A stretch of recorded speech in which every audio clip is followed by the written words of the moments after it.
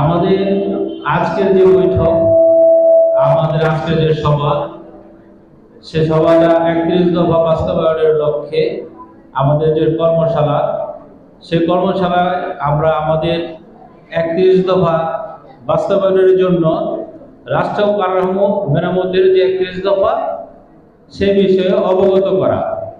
আমরা এখানে যারা উপস্থিত হয়েছি তারা অনেকেই জানি আমাদের নির্বাচন সমাগত। সংস্কারের পাশাপাশি আমাদের যে সময়টা আসতেছে, আমাদেরকে নির্বাচনের দিকে এগিয়ে যেতে হবে। আর আমাদের এই সাবেক ছাত্র দল, আজকে আমাদের এটা হচ্ছে কি তৃতীয় বৈঠক।